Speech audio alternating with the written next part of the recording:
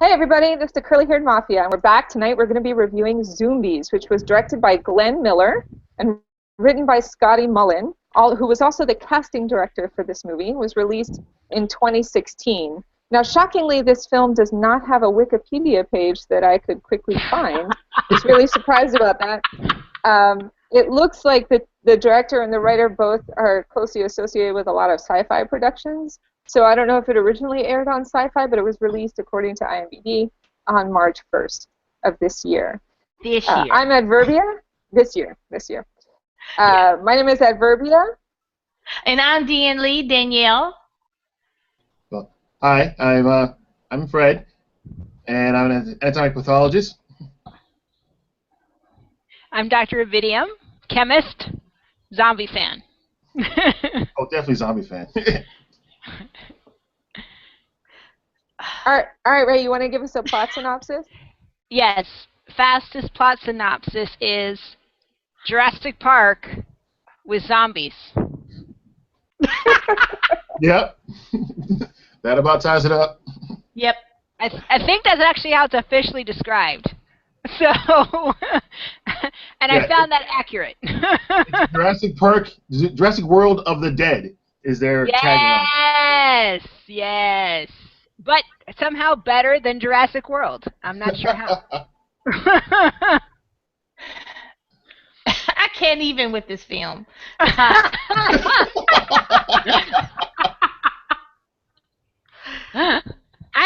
Don't we have a bingo card yet? Coming soon, everyone. We're gonna have our own how to watch these movies. We'll be selling games like Cards Against Humanity style. Coming soon, everyone. I know that back in the day when we first started watching sci-fi movies, Sci-Fi Channel movies, because this does have, you know what, I would agree with you, Lolly. This has the je ne sais quoi of a sci-fi movie, except for it's better, and yet worse at the same time. But we'll get into it. But if you look at it, I'm convinced more and more, the more sci-fi movie channels we watch, it's that there's a group of people, and by people I mean 3 dudes in a basement, and they have several dartboards. There's a dartboard of like monster, there's a dartboard of like government agency, there's a dartboard of like scientific expertise, and then there's a dartboard of cheap locations to shoot. Yes. And then they just start, after happy hour, they just go boom, boom, boom, and about 2 hours later, a script is written. Like, that is what I think is happening. Yes. That's about right. Well, actually, in the beginning of this film, I saw that it was by Asylum, and I knew from that point we were doomed. Like, you're not familiar with Asylum Productions. They just take whatever's popular right now, and they make a really cheap copy of it, and then put it out there. The way my friend describes it, I think, is the best way. Back when you had the video store, it was that movie there was a movie you wanted to see, like This Is Transformers, and then right next to it was the Transmorphers. It was the same name, but not quite. If you sent your parents to get the video for you, they'd get that one by accident because they didn't know. Yes. You're like, oh, I'm sorry, we got this video. Oh my gosh, they're the buddy shoes. Oh, they're like the broke buddy shoes. Yes. Oh my God. They're the no-name brand shoes. Oh no. They are. Asylum, Now having, I ain't mad at them though. I ain't mad at them though because they oftentimes Asylum hits like that campy note of they're not going for good. They're not trying to make The English Patient. Which by the way, too fucking long. No, but they're going for, an hour and 30 minutes. You're like, this is like half the length of one of the Lord of the Rings movies. I can commit. Though I will give them this, the cinematography was dead on. It was good cinematography. As far as the camera and all of that, like nice, good, clear pictures. iPhones are doing amazing things. I don't know what they're using. But like just the filming part was awesome. Even the fake footage that they did, you could tell they didn't shoot. They bought from somewhere else. All the police and CDC scenes. Yeah. Even that they spliced that. I was like, well, good on them. Like they spent some money on this. This one, you know what? I have to say it. I will say it because it's produced by the same people. it's actually better looking than Sharknado 4. I agree. say it. I agree. No, I agree with that. And they spent a little money. I don't know if it was CGI or BFD. I don't know what is it called. LOL, who knows? What's his name? Kifo? Yes. They spent a little money on him. I mean, Yes. it wasn't a lot of money because sometimes he looked chimpanzee size. And other times he was 7 feet tall. Sometimes he looked like a mandarin monkey. Other times he looked like an egg. But they spent some CGI money. And they were like, we're going to make the guy in the gorilla suit and the fake broke, really cheap CGI. I guess they were like, we only got him on contract for an hour and a half. Right.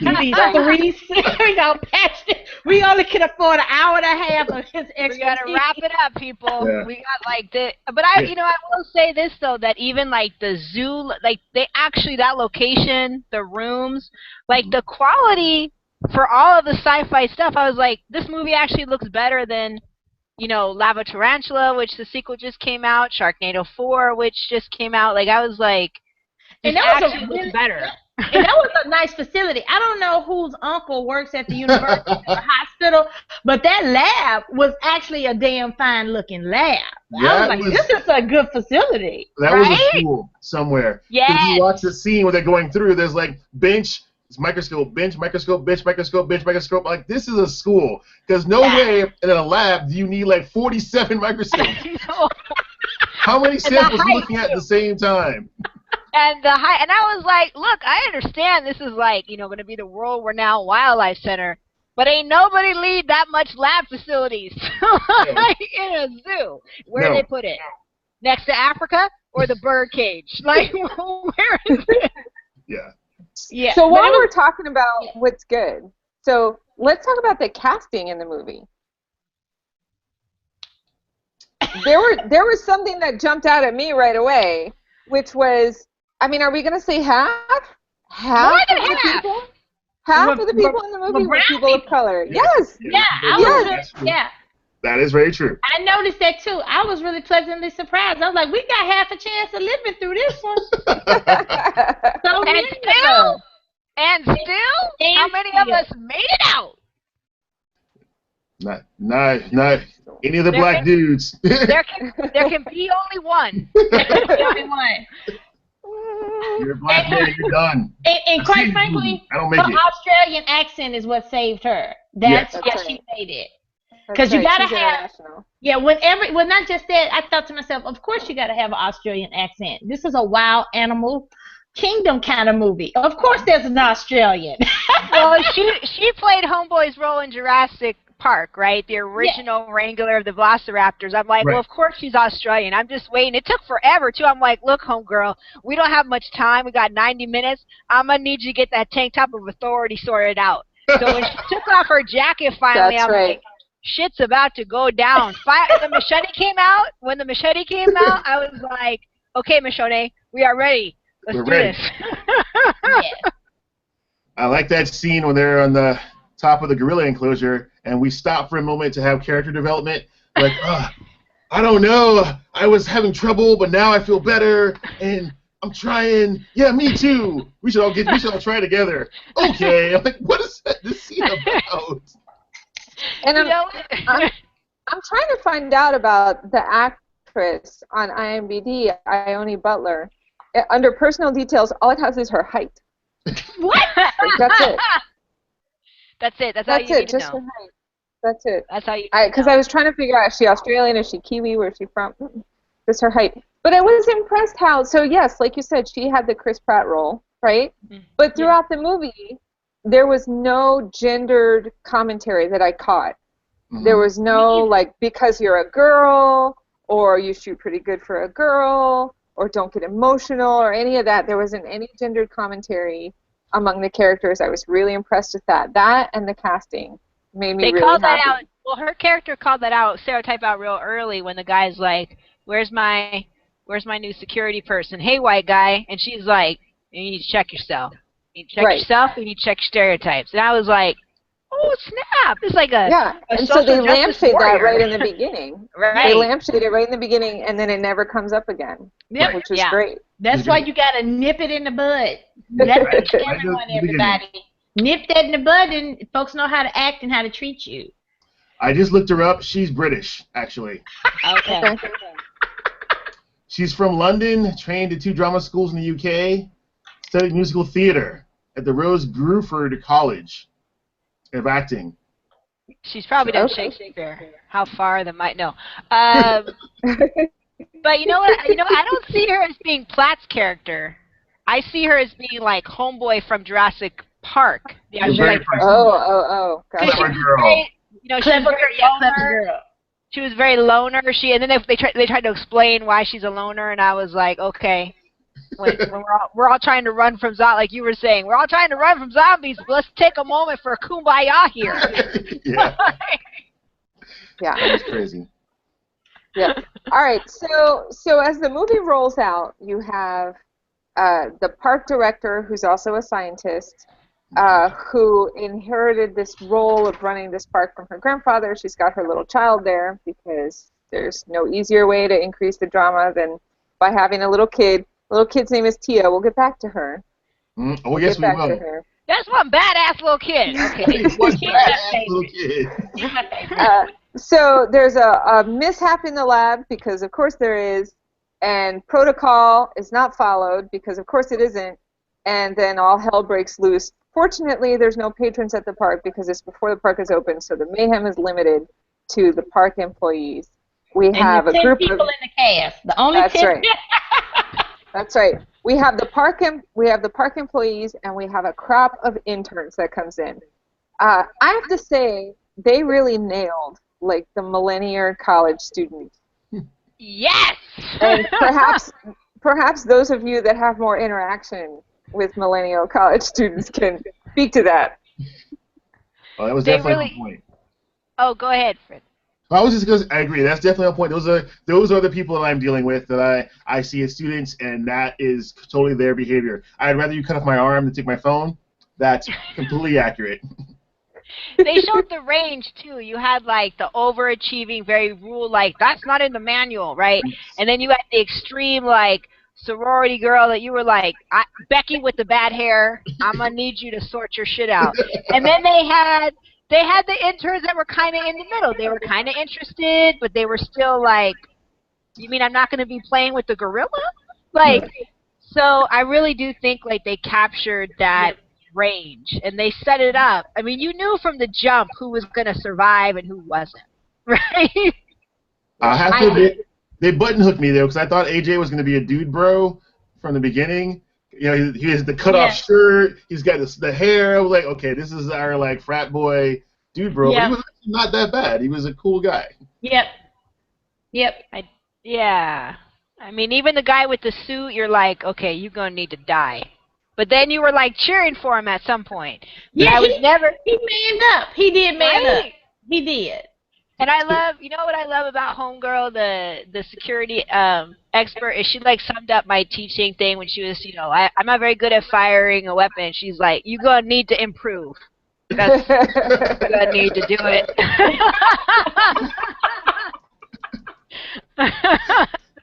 On the job, do you think friend. Coincidence or clever writing that Gage was the one with the shotgun?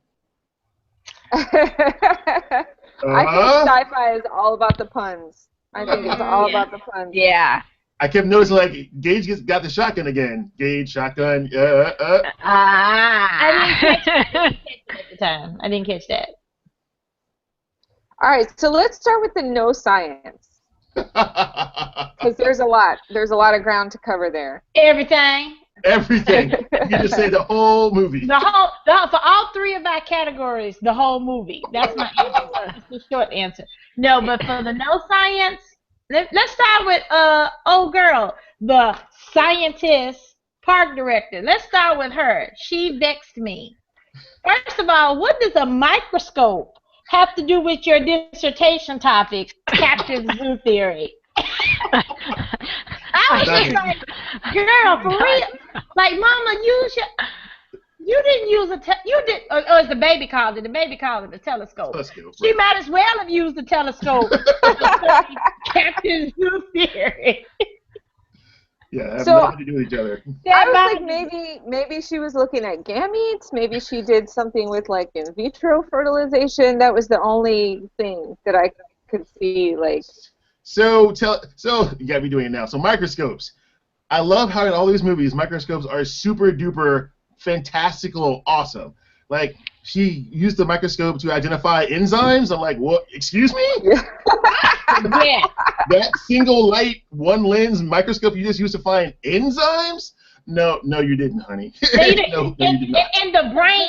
So first of all, I don't really work with brains, but I work with people who do. You gotta get those brains out fast and process them right away. All those enzymes are dead and denatured, and you can't see them with a light microscope. No.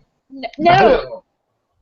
Well, what you didn't see, obviously, was that there was a lab on a chip that was doing both sample prep, separation, and I just was like, when they did that, I was like, did you check how she got the sample though? Did you check that? Did you check how she got the sample on the microscope slide? Yes. With a sample off of dry tissue. First, a dry bloody tissue from her baby that she wiped off her baby. No. With a scalpel. What cracks me up is not the pool of blood, not the brain in the koala, but let me just, you know what? Let me just scrape that right here. Girl, you could have made some wet mounts all day. All day wet mounts. Nope. Let's just get as many cellulose and human cells on this slide as possible while we're at it. Yep. Yeah, that was crazy. That was you know what? But that was typical. I was like, wow, they really okay. The microscope is all powerful. I mean everything microscope. Let's just do a microscope. You know what? We need a microscope. Have oil immersion lens on that microscope. No. So I don't even know what she was gonna see. But I'm glad. You know what I'm amazed by is that just put it into the microscope. Didn't even need to fiddle with the eye. Just boom, got it. Enzyme done. But I appreciate them not. So one thing they did throughout this movie, instead of trying to fake it when they didn't want to deal with stuff, is they just panned away. Yes. So they didn't bother showing us stuff under the microscope. They didn't bother showing us how Thea actually survived the attack of the zombie. Like a lot of things, I thought, you know what? Well played, Asylum. Well played. That is, you know what that is? That is the Steven Spielberg Jaws. This shit doesn't work, so we're just gonna go over here. we're gonna show a mom completely losing her shit and not being able to open a door, and then we'll fill in. It'll be like dramatic tension. Right? Yep. I think Mino Science was way back in the beginning. So, it kind of two, right? The one where the head black scientist is like, the hell with your protocol! And I'm like, well, here's where the shit goes down, right? You said that. That's one. Number two is, when they showed the syringe close up, and I'm like, what the hell is this like? It was a plastic faces and there's like solid matter in there. Like, what the hell is that? That was hilarious because it was the kind of syringe that you never attach a needle to. It's for sucking up water. Oh my gosh. So just a little bit background for everybody. I do work with wild animals. Not endangered ones. By the way, they weren't working with endangered ones either in their zoo. No, all those monkeys are just regular monkeys. You mean that they're not being factual, Danielle, about the endangered species? But it was... So they're doing it. They got the animal. So I think this is where you really need to come in, Fred, because Fred is actually, you train veterinary students. You actually do this work for a living. Yes. So tell us what all was wrong with that. I know I can get into the surgery part, but just all the hot messiness. Let's go back even to the very first part of that scene, because you probably didn't notice, but you want to go back and watch it next time. Just watch that first 15 minutes. That entire readout and all that stuff, there are no probes on the monkey. There are no leads, no wires coming from the monkey at all. So I'm like, how are they getting that readout? Heart monitor's going, I'm like, there's no leads on the monkey. Are you guessing? I guess the heart's beating. I didn't have the monkey strapped down at all. No restraint. It's just laying there like, oh, I don't feel so good. It was like this. And I'm move our head to the injection. He gave it epinephrine. He didn't give it some special serum that he worked on. That wasn't Umbrella Corporation vaccine. That was epinephrine. He gave it an EpiPen. Pretty much is what happened. And I'm like. So what you're saying is the reason why they turned into zombies is because the EpiPen in the United States is $1,000 a pop.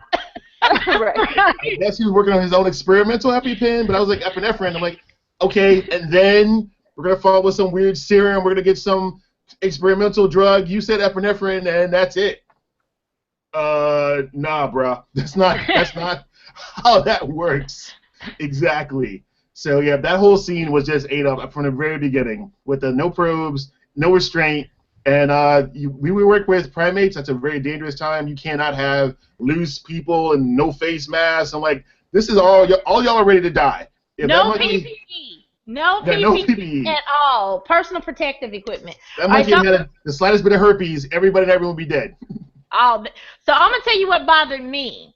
So in the follow-up scene, when they all converge on the room and they're passing out the tasers.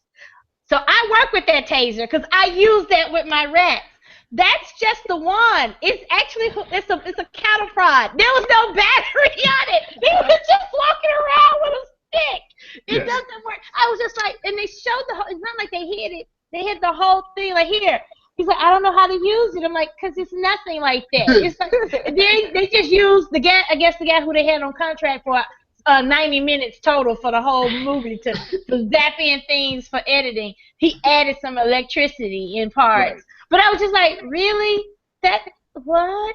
And I would have, so I work with wild stuff, and the protocol allows you, if some stuff goes down, endangered or not, you put that animal down. The minute that animal started spiraling, that's it for that. He's dead. In fact, and them other ones looking weird, pull the machine up. They all going to see Jesus. They all going to the upper room right now. They're gone, and we'll be incinerated after that. Right. And then when all this stuff went down with Keith talking about he's the last of his kind, I say let's do him a favor. Why the hell no to him at this point? I will pour one out for my homie, but he's got to go. We don't need nothing that big getting a virus that's gonna come through and kill us. No. So that was my no science, was Kifa's enclosure. If we can go.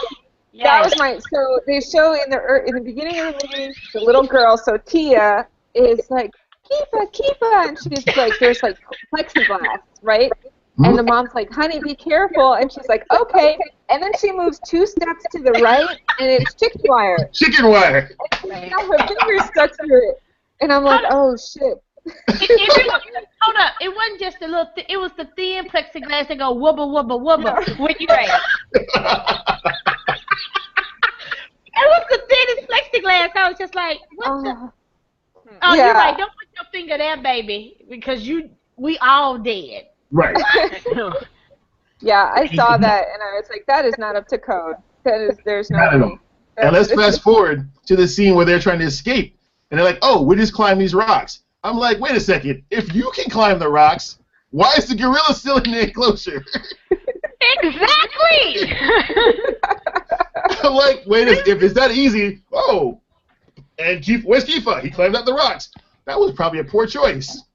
I mean, I know that the zombies, right? The zombies always have some kind of magical ability, even though most zombies, besides 28 Days Later zombies, are kind of, and I Am Legend zombies are like, decreased motor function, whatever. But I'm thinking to myself, okay, how insecure is that damn lion enclosure then? And how fucking stealth are those lions? Because they rolled up on Homegirl. Boom! There were 4 of them. I was like... That was my moment. That was the moment I was because they got snuck up on by 4 lions in broad daylight from the front. From the front. Right! She kept going like, what do you mean get in the car? What? And that lion was right there like, how you missed that, girl? I need to know. She was on the phone, but the other 3 were just standing there looking. You missed What were lions they from the front. updating their Facebook? Like, LOL, trapped at zoo, and then they look up and go, oh shit. Like, what? It wasn't tall Like, grass. It wasn't a special Nope. enclosure. It was an open field. It was in the it was open a parking lot. Yeah. That is what I love. I was like, damn, that's scarier than the zombie. Like, how you be so stealth? Like, Okay, so now that we seem to be devolving into the minutia, what would you say are your Clark Kent moments? The moments where you cannot suspend your disbelief. It's too much. What would you say are your Clark Kent moments? Who wants to go first? Well, the first one for me was the lions. I had a couple in this movie. The lions was like, I don't believe you guys got snuck up on from the front. And this is a personal pet peeve for me because this happens a lot in movies. And the first time goes all the way back to the Fellowship of the Rings, where Gimli is snuck up on by the elf with an arrow in front of his face in the sunlight in a forest. I'm like, he's in front of you. How did you miss the person standing in front of you? But fine. The lions is the first part. And the second part was, I get that the monkeys got out. They may have scratched and bit all the other animals. But how did all the other animals get out of their enclosures? Like, you're still... It was an open zoo design. That's what I thought. I was under the impression. But it's still designed to keep them in the enclosure. Like, you can't just walk out because you're sad. Like the elephants just apparently decided, oh, we out. It's 3:30. We got to go. No one brought the food, so those 3 elephants are walking down the street. Right, and Fred, correct me if I'm wrong, because you've actually worked in zoos. Yep. Like, those enclosures are designed so that you have to, like, try to let them out, right? Right. Yes. It's not it's not accidental. No. The moat's designed so the way their feet are designed, they can't actually walk back out. They can go to the other side, but they can't get physically out of that enclosure. No, they can't do it. You can't see it from your side, but it does this backwards C thing, so the moat comes underneath, but they'd have to go like up underneath and go over to get out. Okay. So they can't do that. None of that was happening, especially the elephants. Yeah, and they weren't Zoombies at first. Right, that was a regular old elephant. So speaking of that, 2 of my Clark Kents, both the small ones, because the whole movie is ridiculous. At this point, I'll buy anything because you're throwing so much stuff at me. But they were for real riding on the backs of African elephants, like just hopped up on their backs and was just walking. Like, I can accept a lot of stuff was going down, but when they introduced that information, so the graduate student intern, he's like, elephants don't have predators, so they're just going to avoid them, like just random. I thought they were just going to walk close to the elephants. First of all, I've been stared down and was this close to damn near being run over by a baby elephant. And it was a scary, scary thing. If that baby wanted to run through my truck, it would have had us all. And then Mama would have come behind because she was nearby telling him to come on. Come on. And yeah, so it's scary. So you don't really want to be close to elephants. My other thing I didn't quite get, when they locked down the zoo, all the gates were like 6-inch wide grates. I don't know, what was that supposed to do for those monkeys? What kind of lockdown? It's like they can just crawl through those gates, right? Just through the railings. Like, what kind of lockdown was that? And they showed every time it locked down, there was not a single solid wall. It was all wrought iron fence. Yep. I swear so, it was shot at the Arboretum. I don't know. What was so damn special about that aviary? Biosphere. Damn birds. No, I'm just kidding. Go, Lolly. So that bird lady was creepy, first of all. She was creepy as hell. Amen, sister. From her green eyeliner to her hippie dress, I didn't trust her. And her Birkenstocks. Yes. I kept waiting for her to like turn on them or be the evil mastermind or whatever it was. That I was actually disappointed that didn't happen. So for me, my Clark Kent moment was the zombie giraffes. Look, I mean, I know their teeth are sharp and everything, but they're giraffes. They're gangly as shit. Just get under your car. Just get under the car. They can't get. Well, hold up. They're ungulates, so they only have one set of teeth. They don't have that top set. You're right. They don't have the incisors. They have At the very little of top. that at all. Yeah. None. I just let that go. You're gonna let that one go. But they came after them hard up in the tree. I mean, Yes. and they had Yes. one hiding Wait. in the cut, wait Well, till it was all over. Discuss if you're running from giraffes, running up a tree is probably not advisable. It's not. And this brings me No, to get my low, Clark right? Kent. Get down. This Get is, down as far this as is you my can. Clark Kent. Is they saw those damn flying monkeys coming at him, which is very Wizard of Oz. And I was waiting for the bird lady to witch it up. So they had the flying monkeys. And where do they hide? In a fucking tree. Right? Hey guys, let's climb up this tree. And then, they hear something with the giraffe. And I'm like, the whole time before the giraffes materialize, I'm like, so you see flying monkeys, and your thought is, let's hide in a tree. Like, I was like, that literally does not follow what you've just seen, which is monkeys coming from trees. Right. Right. That was I'm like, no, because these interns, especially Homegirl, who ended up being very selective, why she would have done something like that, I was like, What made her think, after all the things that had happened in that short amount of time, hey, let's run into the forest to be safer. Let's go. I don't trust them. Who do you trust in this scenario?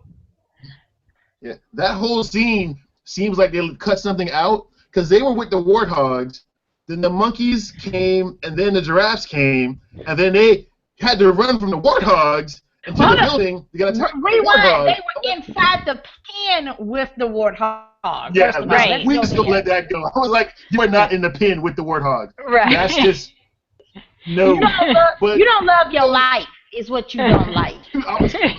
So, at which point did the warthogs become infected? Because then the warthog broke the building down. They didn't. I was confused by what happened there. I didn't think the warthog was a zombie because that warthog was finally acting like a normal warthog at that point. Well, that's true. But why were they in the pen to the warthog and the warthog was cool? They jump out of the pen and the warthog's like, it's on! That connection didn't seem right. Yeah, he didn't even get infected at that point. That didn't make any sense. It was just being warthog. Yeah, it was just being normal. Like, you idiots fooling with me right now. And what warthog is endangered? Ain't not named warthog endangered.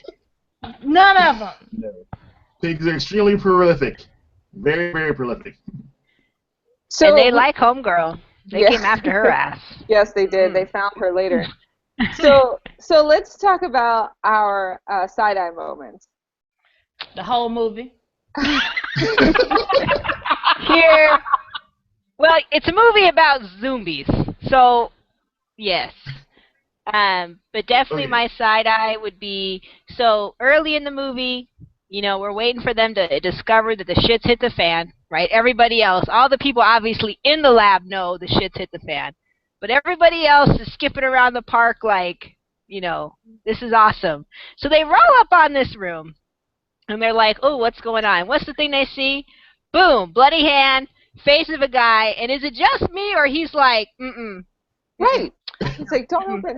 Right. No, don't open the door. And then, and he's like, I mean, that's not a yes, come say. I mean, it was clearly like, no. And he was no, holding the door closed because they couldn't Yeah. get in. He was, yeah. He's like, bloody, and that's his last dying act is to save your stupid ass, and what do?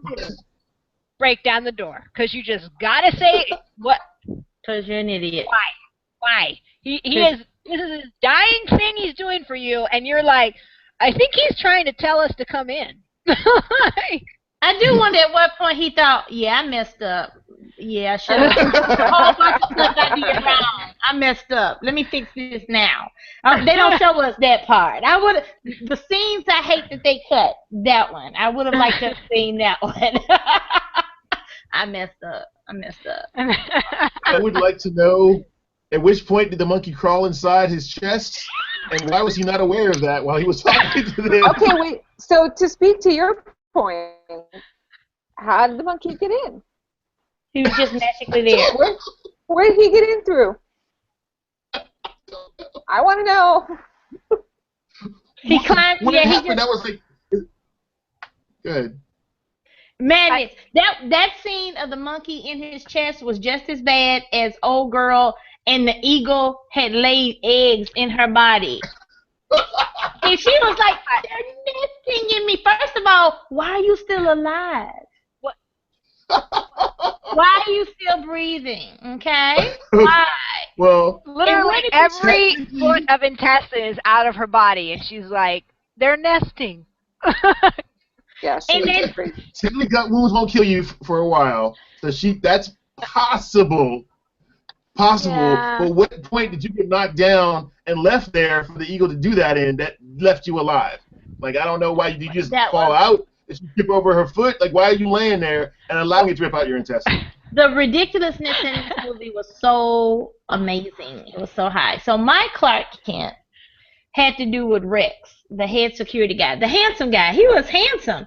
And I was really proud that he didn't die immediately, but he still fell with the whole savior trope. But what bothered me as they let him hang on is he just had the worst luck. Like every bad thing happened to him. Like for real, first he gets scratched at the neck. Oh, now he gets bitten at the hand. Really? Now an elephant lands on his whole leg? Like, every little thing was like, he had the worst. He was slap rocking the movie, and he was still like, I'm going to do it. I'm like, I'm side-eyeing all of y'all. Like, they milk the savior. Like, nope, he can't die, and he has to be a savior. They milk two tropes in one. They really did. It's true. It's true. For me, that's true. You know, I noticed. Oh, sorry, Lolly. No, go ahead. I was just going to say, to me, I'm looking around, and, you know, there's at least 2 times where we had the self-sacrificing Negro trope. Yep. One of them actually did. The other one made it through the movie. I don't remember seeing any white saviors up in there. No, only to save the animals, not to save the people. Yeah.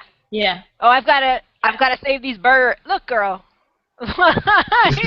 Yeah. You know, but I didn't see any of that. I saw the mom trying to save her kid.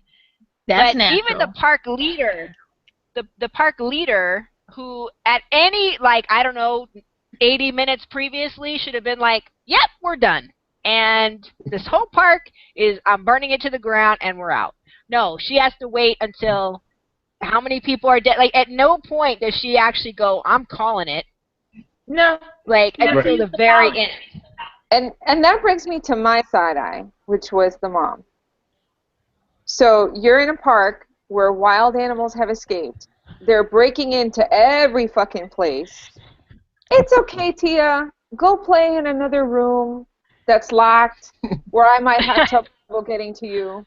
Run along. It's fine.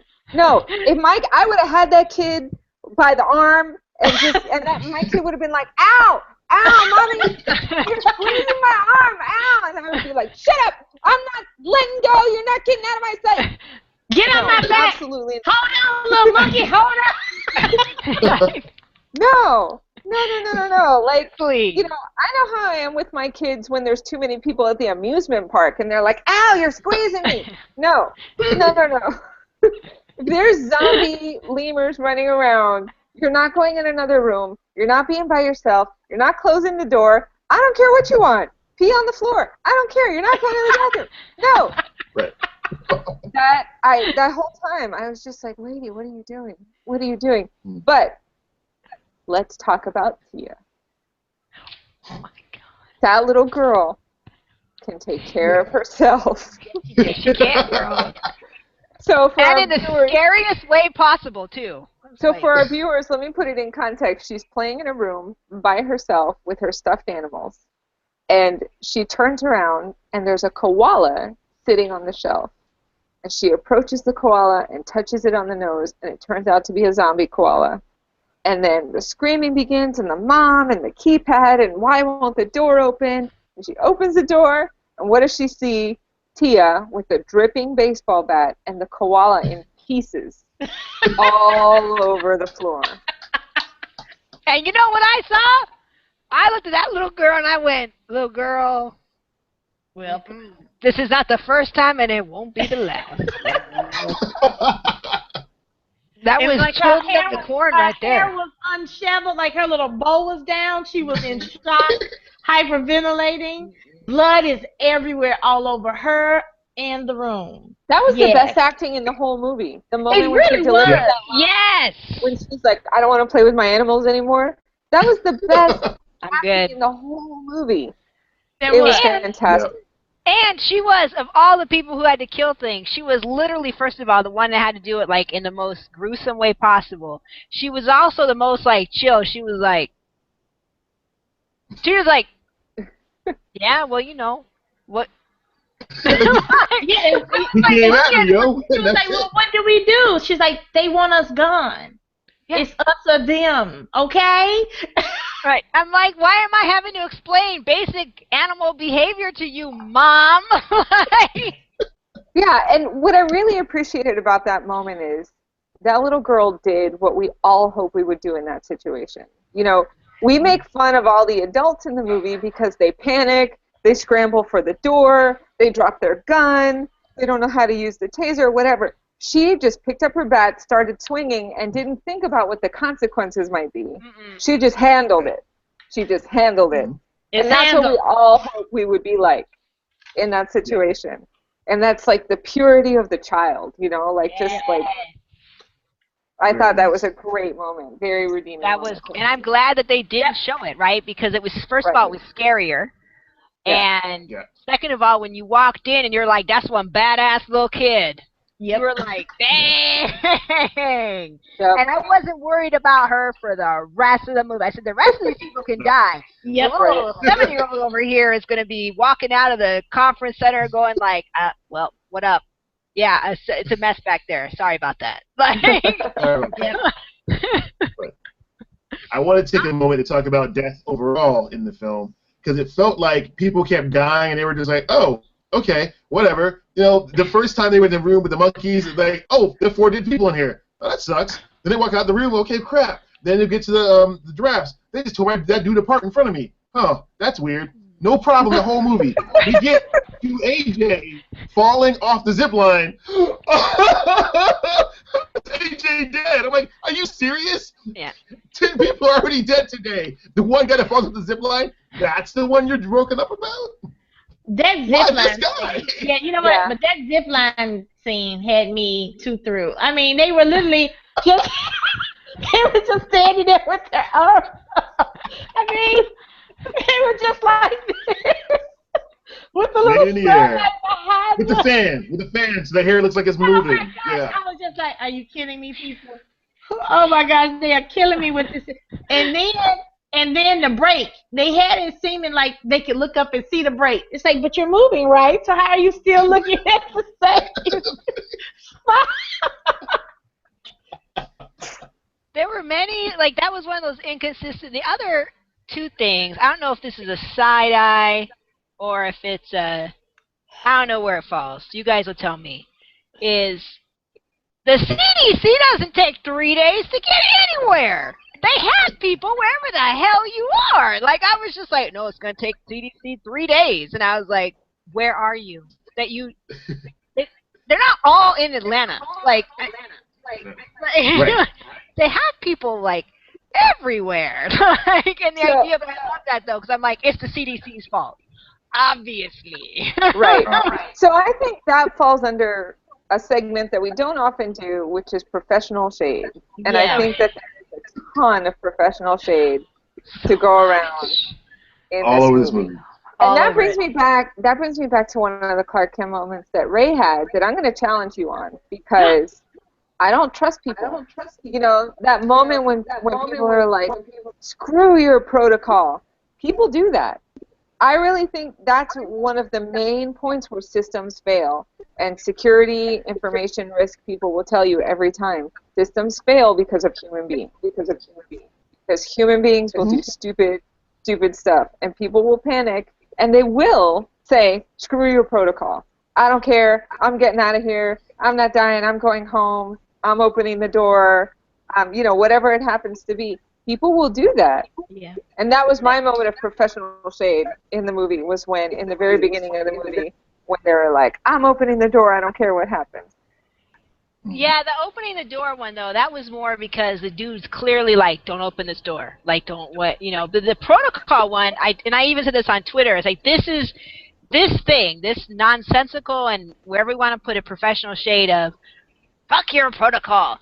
That is, and I said this on Twitter, I'm like, that's not only how shit goes down in all science fiction horror movies. When someone fucks it up like that, they make a conscious decision to do it. It's never an accident. Like, that's very rare in modern movies. It also is how we get to Tuskegee experiment, Guatemala sterilization, Facebook research, Stanford prison experiment. Like, that's, you had conscious decisions. Yeah, the University of California chemistry student, you know, with her professor. Yep.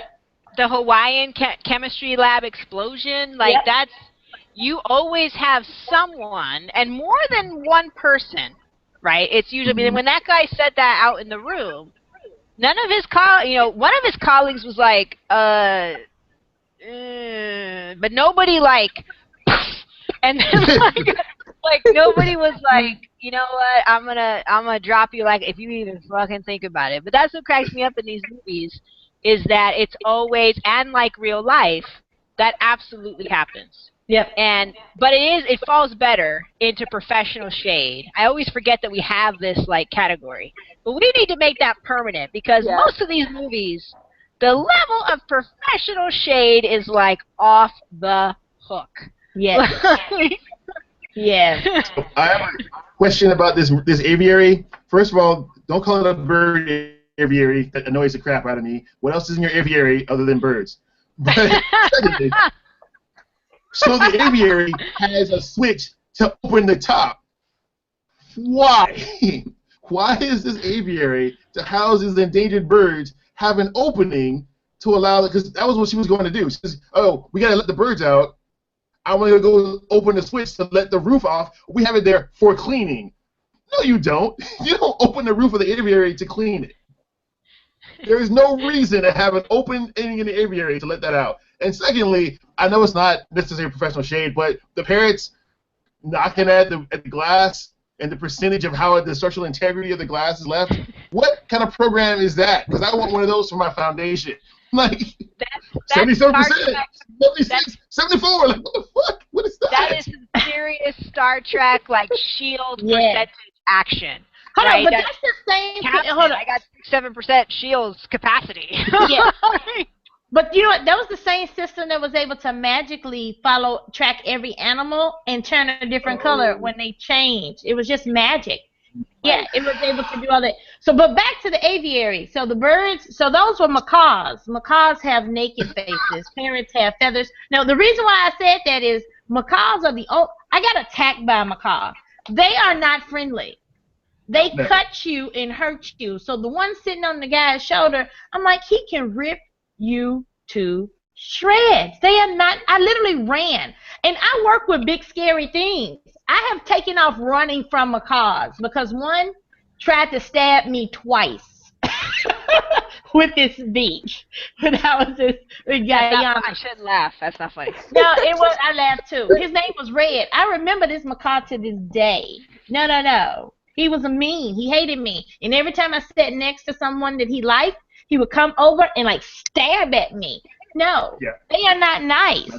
They are not. Oh, I just want to be your friend. I would not have one on my shoulder. No.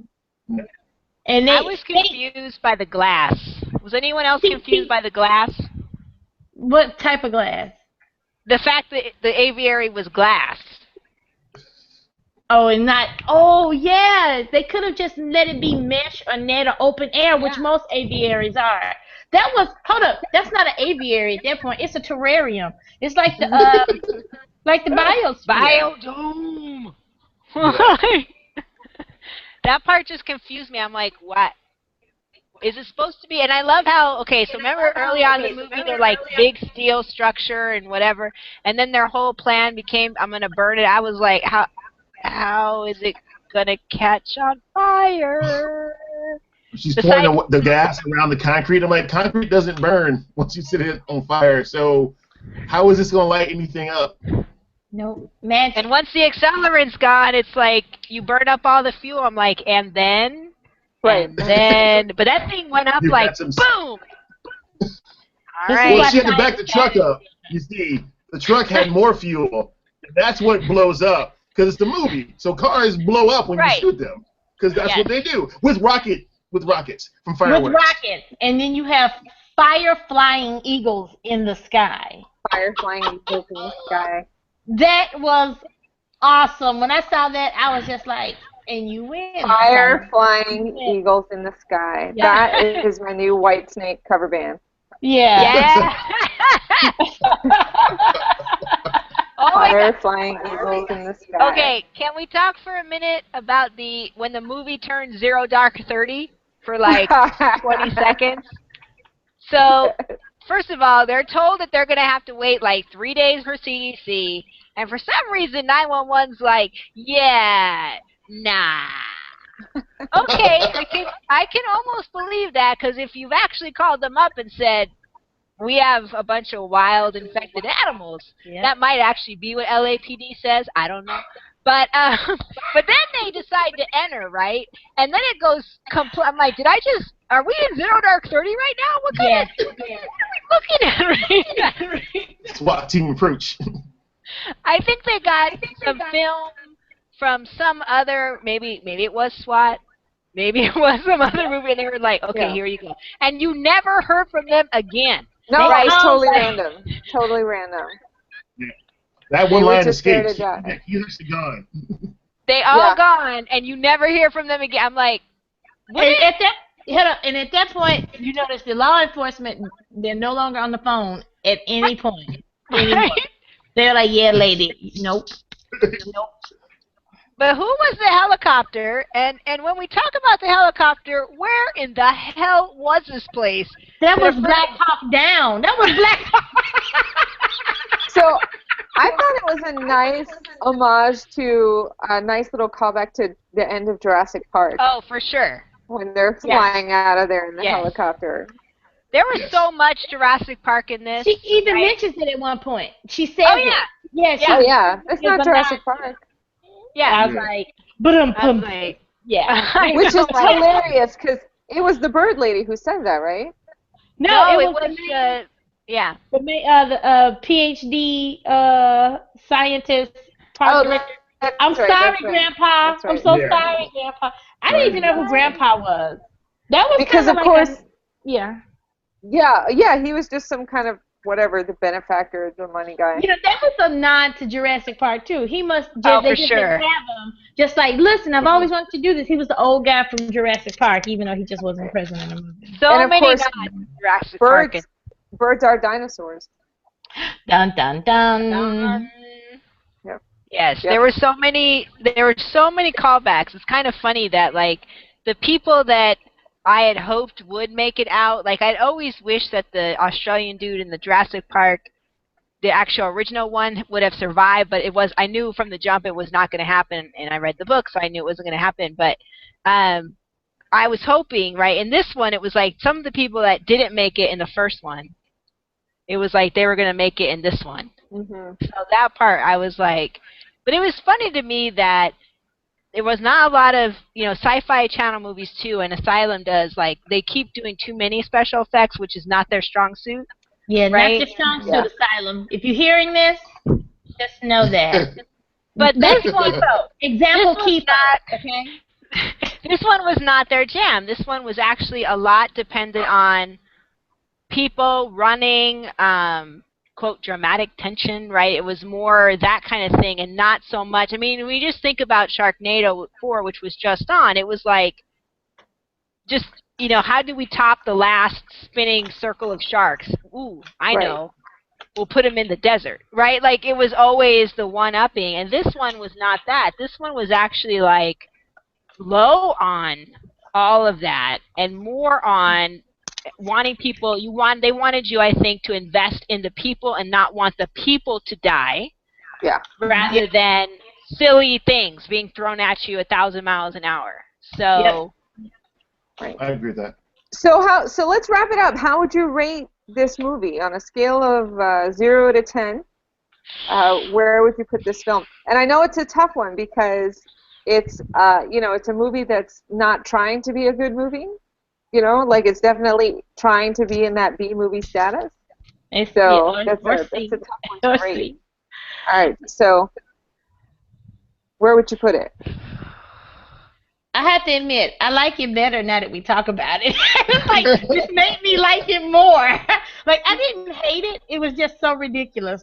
It was a few times I wanted to just stop it because I'm like, this is just so stupid. But I kept watching it, and it was worth it just to talk about it with you all. And as I talk about it, it just makes it so much better. So I would give it, just for the post watching entertainment value of interacting with you all, a 7.5. Whoa. Very good. Okay. Very good. How about you, Ray? Yeah. Ooh, that's hard. I'm gonna have to modify the scale to go from 0 to like sci-fi, right? Like Sci-Fi Channel. Okay. Because I think this is that production company. So I think putting it on, say, the realm of like Aliens, that's like light years. But actually, for, say, comparing it to all the Sharknadoes, to like the lava tarantulas, things like that, I would actually give it like a really high score, like an 8, because the actual people in it, that was actually like the story. I mean, yes, it's a ridiculous premise, whatever, but there were a more good moments in this production than I've seen in multiple like of their other stuff, and it was like still short enough to be like, okay, I can commit to like Sharknado. I was like, I'm like, well, this is. So I feel like it's silly enough. I would actually, dare I say, when my parents always like campy sci-fi, I would actually watch this with them because they would think it was hysterical. So I'm gonna give it an 8. All right. How about you, Fred? So I was going to give it a 5, but I'm putting it. I agree with Ray. I would put it in this is the campy sci-fi silly, which is a totally different category system than regular for real movies. But I would move it up to an actual 6 for Thea's scene alone. Yes. Just when she opens the door and Thea's standing there with the bloody bat, I was like, oh. Yeah, I'm here for it. Right to a 6. That's a whole movie just for that. May your children be Thea deep down inside. Yes. So I agree. On a B movie scale, I would give it a very high rating. I would give it an 8 on a B movie scale. I thought it was well cast. I thought it was very well shot, especially considering how much they were shooting outside. Yep. That's pretty challenging. The movie looks great. Yes. They didn't overextend themselves with their special effects. They kind of used the 10-foot rule to very good effect.